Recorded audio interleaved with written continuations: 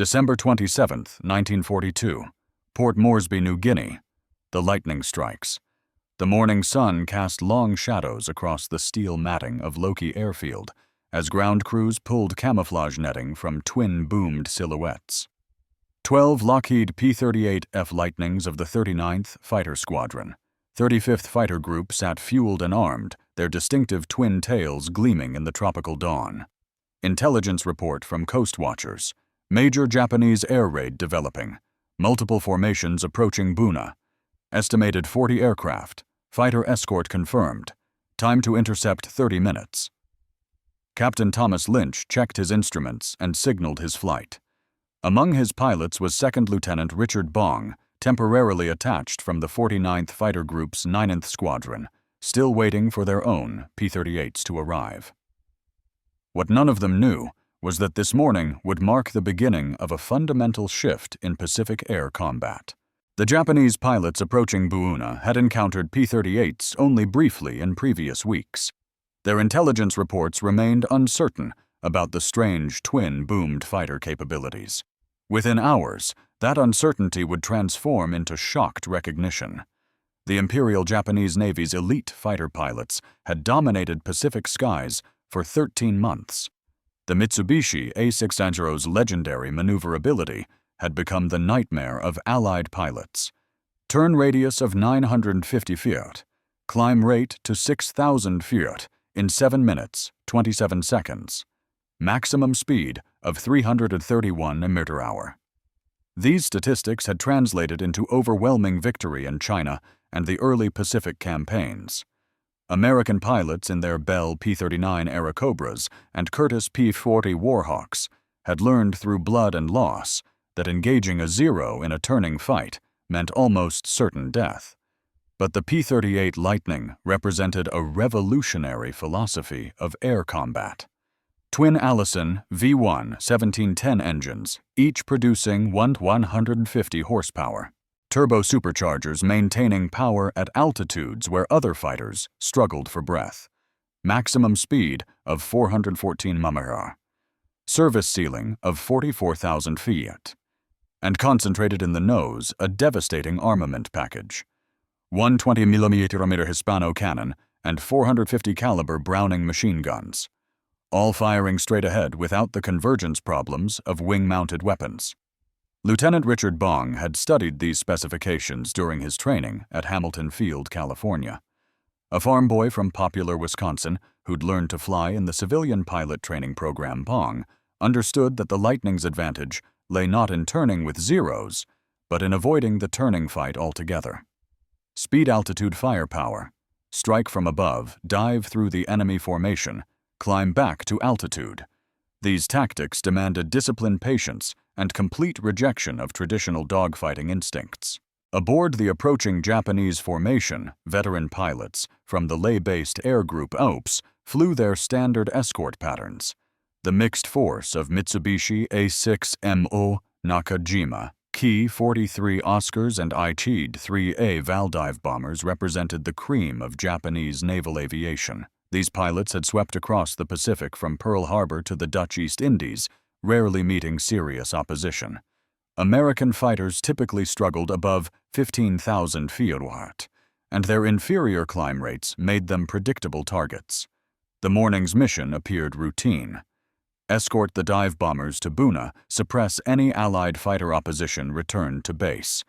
Japanese pilots had noticed the occasional twin-boomed aircraft in recent weeks, but hadn't yet grasped their significance.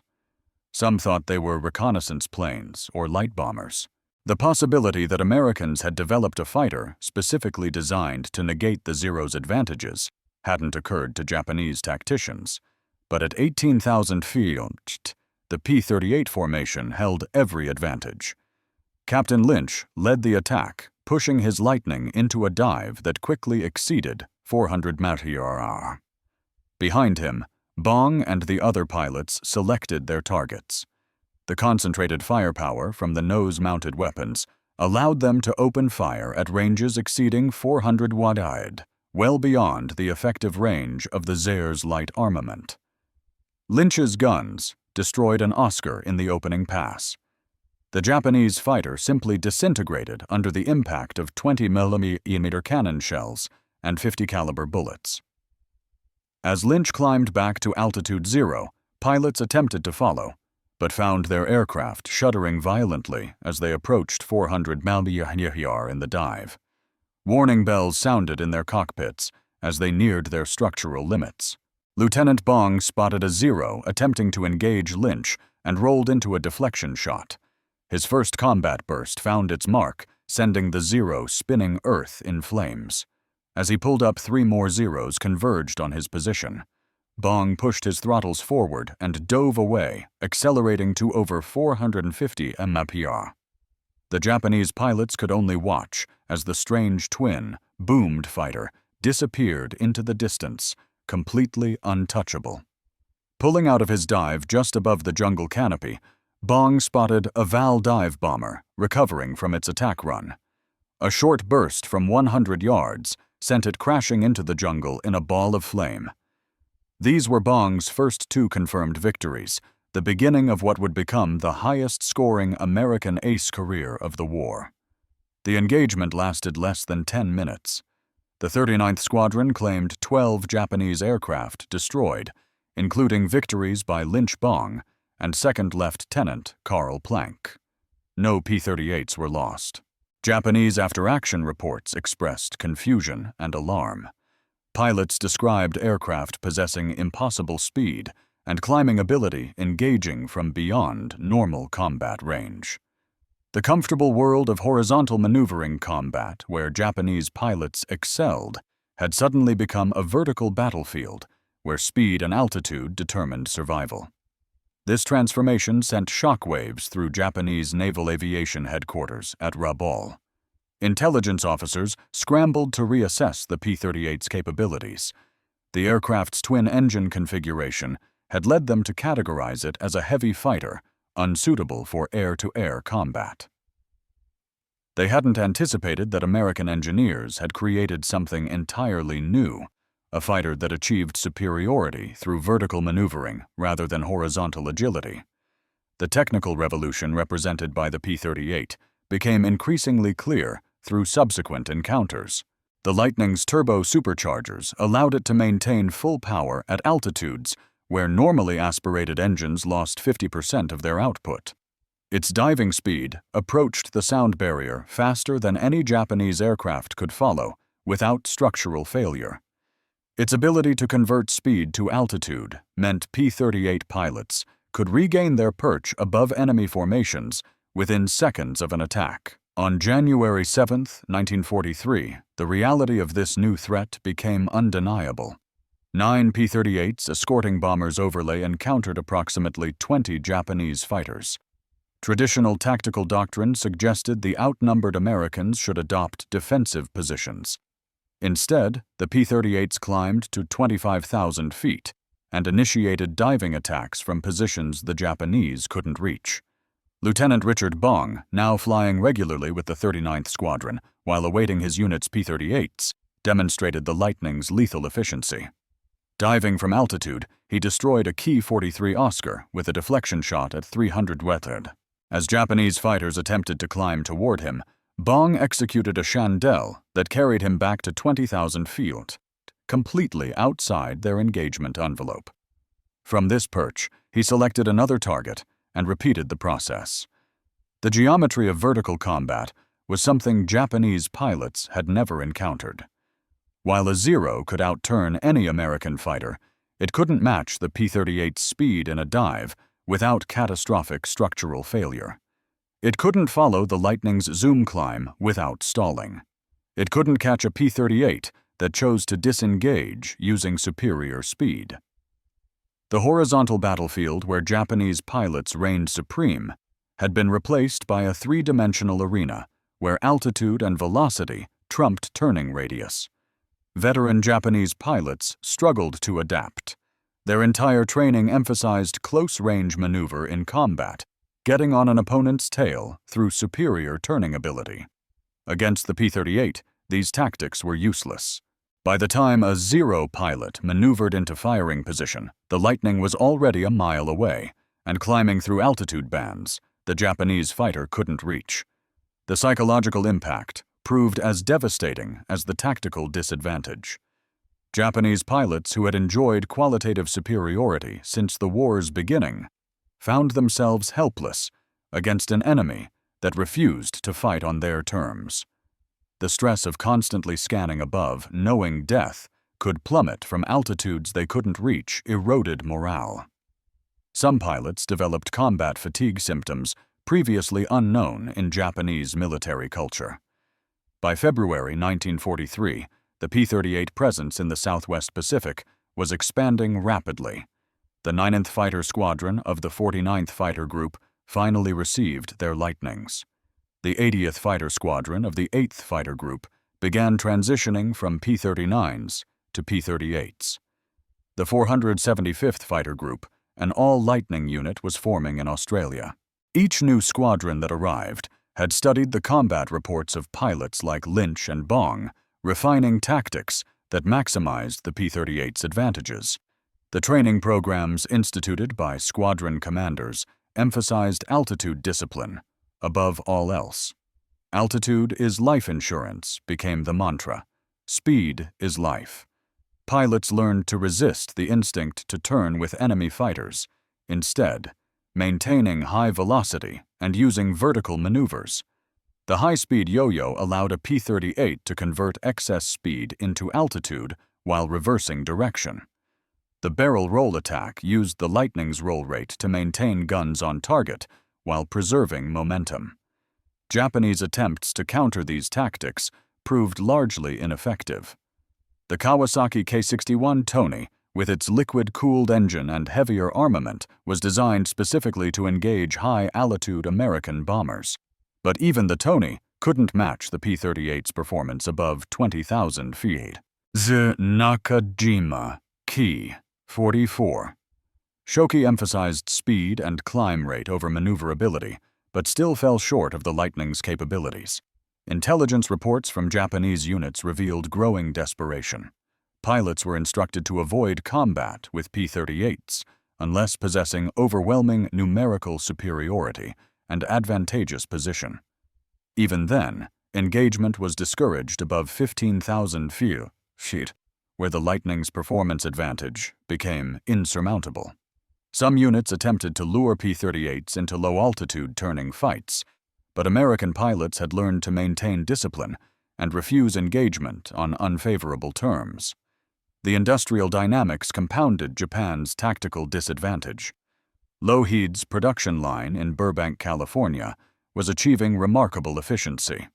By March 1943, the factory was producing 10 P-38s per day. Each aircraft required approximately 37,000 man-hours to construct, but American industrial capacity made this investment sustainable. Japanese aircraft production, constrained by material shortages and bombing damage, struggled to replace combat losses. Training disparities widened the gap further. American P-38 pilots arrived in theater with 300 or more flight hours, including 50 hours in type. They had practiced vertical tactics, gunnery, and formation flying extensively. Japanese replacement pilots rushed through abbreviated training programs, averaged less than 100 total flight hours. Many had never flown above 20,000 feet before encountering P-38s in combat. The Battle of the Bismarck Sea in March 1943 demonstrated the P-38's strategic impact. Lightnings flew top cover for Allied bombers, attacking a major Japanese convoy. When Zero escorts rose to intercept the P-38s, executed perfect vertical tactics, destroying multiple Japanese fighters while preventing any effective defense of the convoy. 8 transport ships and 4 destroyers were sunk, dealing a crushing blow to Japanese reinforcement efforts. Among the P-38 pilots establishing dominance over the Solomons, several names became legendary. Captain Thomas Lynch of the 39th Fighter Squadron refined vertical tactics to an art form, eventually scoring 20 confirmed victories before his death in March 1944.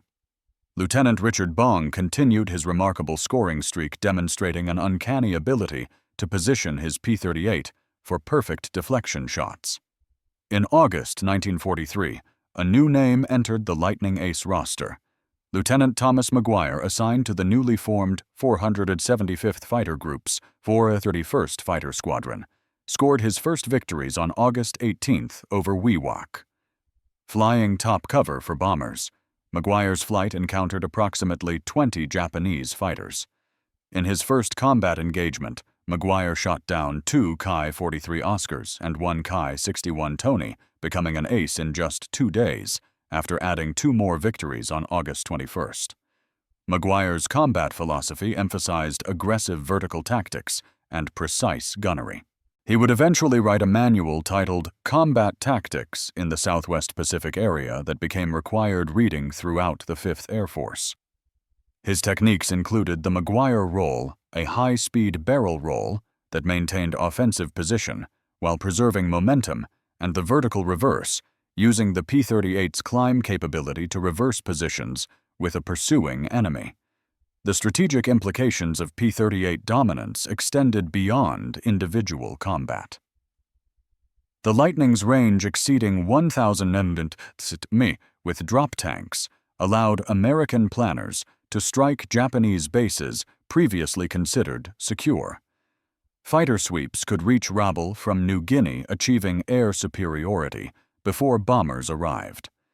The ability to escort bombers throughout their entire mission profile eliminated the vulnerability windows that Japanese interceptors had previously exploited. On April 18, 1943, the P-38's unique capabilities enabled one of the war's most significant missions. American Kodorikers had intercepted Admiral Isoroku Yamamoto's travel itinerary for an inspection tour of Solomon Islands bases. The mission to intercept him would require a 435mm overwater flight from Guadalcanal, precise navigation without landmarks, and exact timing to arrive at the intercept point when Yamamoto's aircraft passed through. Only the P-38 possessed the range speed and navigation equipment for such a mission. Major John Mitchell of the 339th Fighter Squadron, 347th Fighter Group, led 16 Lightnings on the longest fighter intercept mission of the war. Flying at wave-top height to avoid radar detection, maintaining radio silence throughout the P-38s, navigated by dead reckoning for over 2 hours. Mitchell's navigation proved perfect. At 0934, exactly as planned, Yamamoto's 2 Mitsubishi G4M Betty bombers appeared with their 6 escorts. Captain Thomas Lania Jr. and Lieutenant Rex Barber rolled into their attack as the top cover engaged the escorts.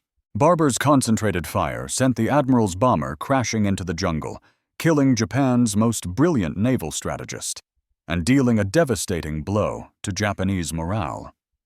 The psychological impact rippled through Japanese military leadership. If American fighters could reach out across hundreds of miles of ocean with such precision, no one was safe. The myth of Japanese invincibility, already damaged by Midway and Guadalcanal, suffered another crushing blow. The P-38 had demonstrated not just tactical superiority, but strategic reach that Japanese planners hadn't anticipated. Following Yamamoto's death, Japanese fighter tactics underwent desperate revision. Pilots were instructed to attack P-38s only when possessing altitude advantage, numerical superiority of at least 3-1, and surprise. Even then, engagement was to be brief with immediate disengagement if the initial attack failed. These defensive tactics represented complete reversal from the aggressive spirit that had characterized Japanese fighter doctrine. The introduction of new Japanese aircraft failed to restore balance. The Kawasaki Ki-84, frank appearing in late 1943, could match the P-38 speed at medium altitudes, but still couldn't compete above 25,000 feet. The Mitsubishi J2M Raiden emphasized climb rate and high-altitude performance, but sacrificed range and maneuverability. Neither aircraft appeared in sufficient numbers to challenge American air superiority. By November 1943, the transformation was complete. Japanese daylight operations over the Solomons had virtually ceased. Naval vessels moved only under cover of darkness, Supply runs to forward bases were conducted by submarines and fast destroyers in nighttime dashes. The proud Japanese Naval Air Force that had swept across the Pacific in 1941–42 had been reduced to furtive defensive operations. The statistics told a stark story. In the years since significant P-38 operations began, Japanese fighter units in the Solomons and New Guinea had suffered catastrophic losses. The 251st Air Group, which began 1943, with 80 pilots, had only 10 original members surviving by year's end. The 204th Air Group lost 70% of its pilots in 6 months. The 582nd Air Group was withdrawn from combat entirely after losing 80% of its aircraft in 4 months of operations against P-38 equipped American units. American losses, while not insignificant, were sustainable. P-38 squadrons typically achieved kill ratios of 5:1 or better. More importantly, American pilots who survived being shot down were often rescued by air-sea rescue services and returned to combat. Japanese pilots who went down over water usually drowned. American aircraft damaged in combat were repaired and returned to service. Japanese aircraft with similar damage were often abandoned due to lack of spare parts. The industrial disparity continued widening. By December 1943, Lockheed had delivered over 2,000 P-38s to combat theaters. Monthly production exceeded 400 aircraft. Japanese production of all fighter types barely reached 500 per month, and many of these were retained in the home islands for defense. The arithmetic of attrition warfare had become inexorable. Training standards diverged even further. American P-38 pilots arriving in late 1943 had extensive training in vertical tactics instrument flying and long-range navigation. Many had practiced combat maneuvers against captured Japanese aircraft, understanding exactly their opponent's capabilities and limitations. Japanese replacement pilots rushed through programs shortened from 2 years to 6 months, arrived with minimal combat preparation and no experience against P-38s. The human dimension of this transformation cannot be overlooked. Japanese pilots who had entered the war as elite warriors, confident in their superiority, found themselves helpless against an enemy they couldn't reach or catch. Letters home captured after island battles revealed deep demoralization. Some pilots wrote of nightmares about twin-boomed shadows diving from the sun. Others requested transfers to ground units rather than face P-38s again. American pilots conversely flew with growing confidence. The P-38 gave them every advantage: speed, altitude, firepower, and range. They could choose when and how to engage, always maintaining the initiative. This psychological edge proved as valuable as the technological superiority. Confident pilots flew more aggressively, took calculated risks, and achieved better results. Richard Bong exemplified this confidence. By April 1944, he had surpassed Eddie Rickenbacker's World War I record of 26 victories. His combat technique had evolved to near perfection. Bong would climb to 30,000 feet, beyond the reach of any Japanese fighter, then select his targets carefully. His attacks were swift, precise, and lethal. He averaged less than 100 rounds fired per victory, demonstrating remarkable gunnery skill. Bong's eventual total of 40 confirmed victories, all scored in P-38s, represented not just personal skill, but systematic superiority.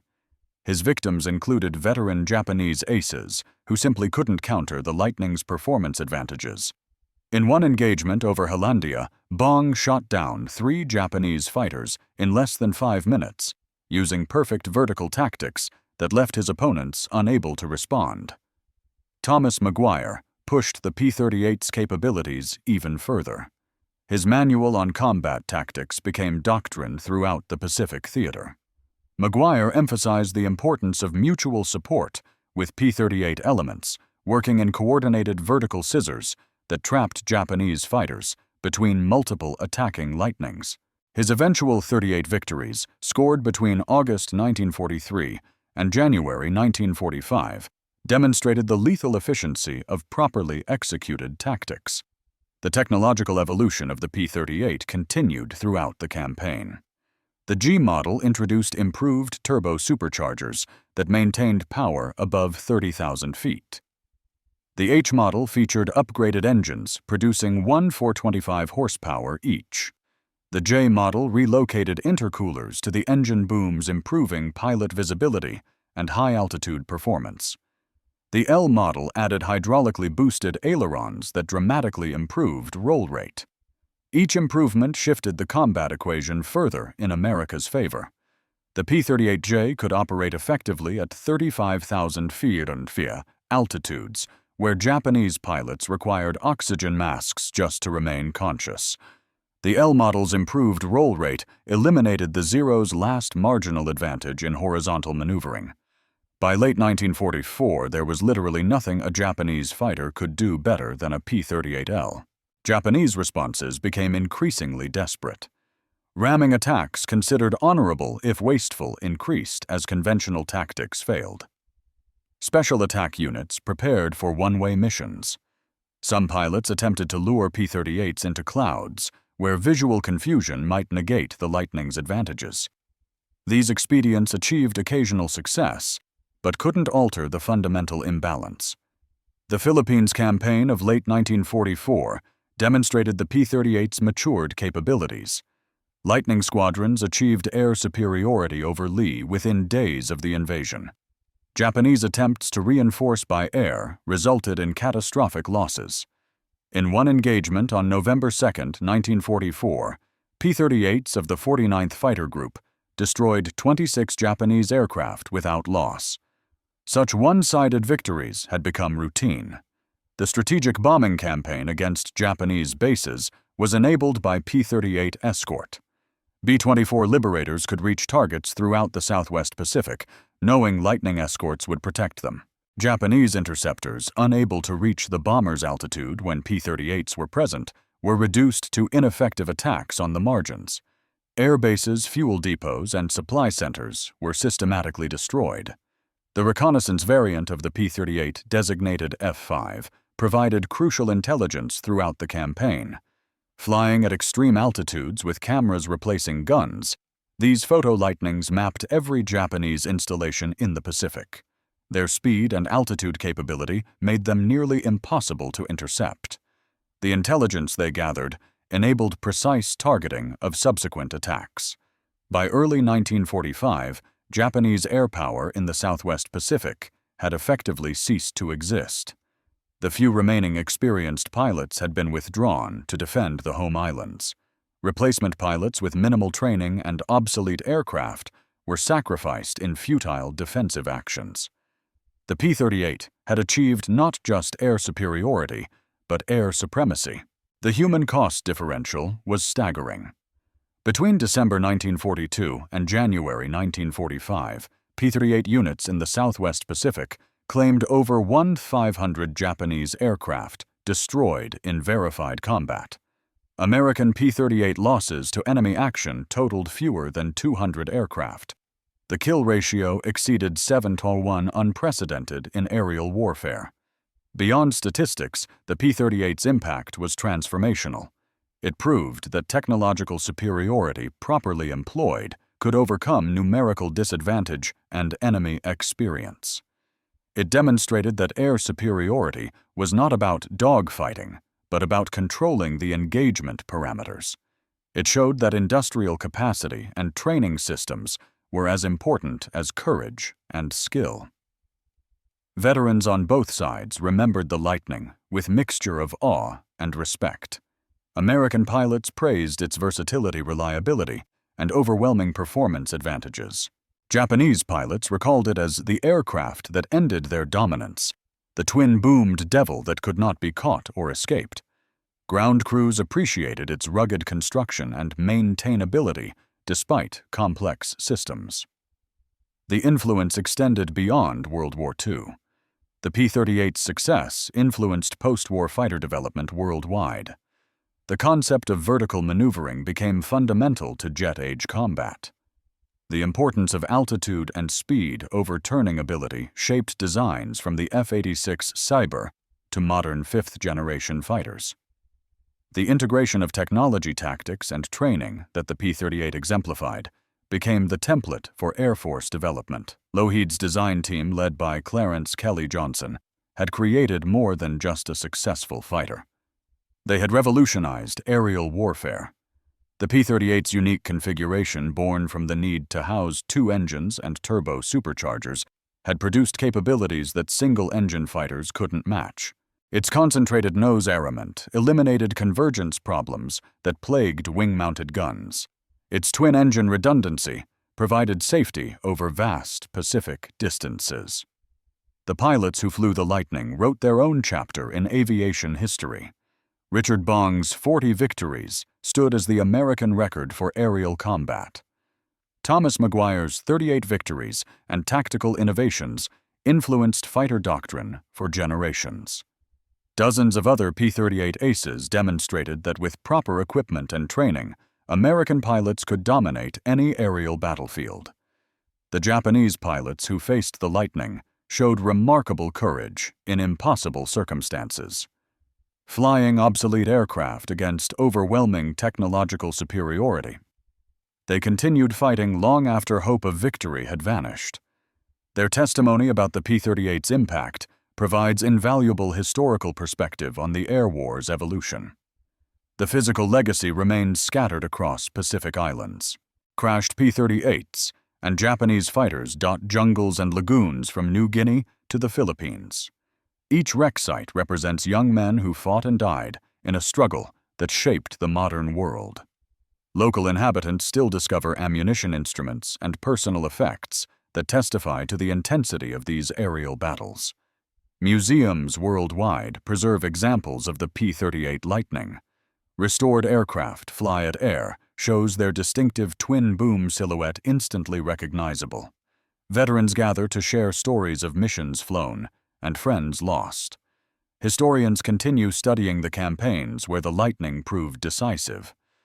The aircraft that shocked Japanese pilots in 1942 remains an icon of American aviation achievement. Modern military doctrine still reflects lessons learned in those Pacific skies. Altitude and speed remain fundamental to fighter combat. Technological superiority must be matched with proper tactics and training. Industrial capacity and logistics determine sustained combat capability. The integration of intelligence technology and operations that enabled the Yamamoto mission remains the gold standard for precision strikes. The transformation from December 1942 to early 1945 was complete and irreversible. The skies that had belonged to the Zero now belonged to the Lightning. Japanese naval aviation, which had begun the war as perhaps the world's most capable air force, had been systematically destroyed. The myth of the invincible Zero pilot had been shattered by American technology and training. In the final analysis, the P-38 Lightning's impact transcended mere victory.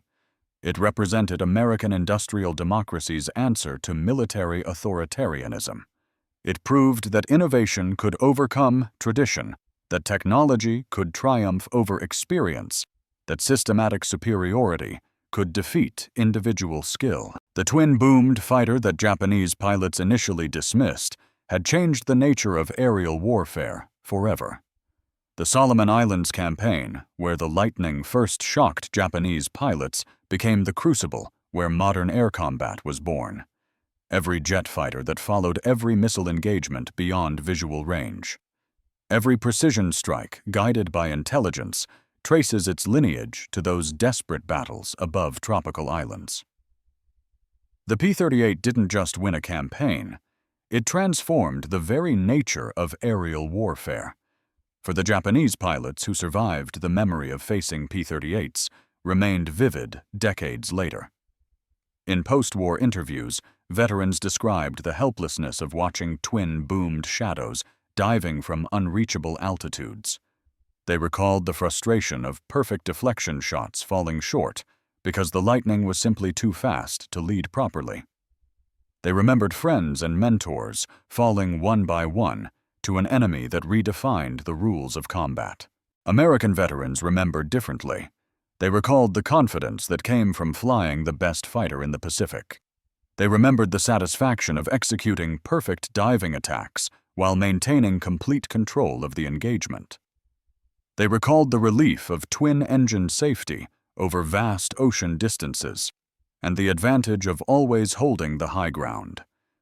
The P-38 Lightning had not merely defeated Japanese air power, it had revolutionized aerial combat itself. In the skies above the Solomon Islands between December 1942 and the war's end, the future of air warfare was written.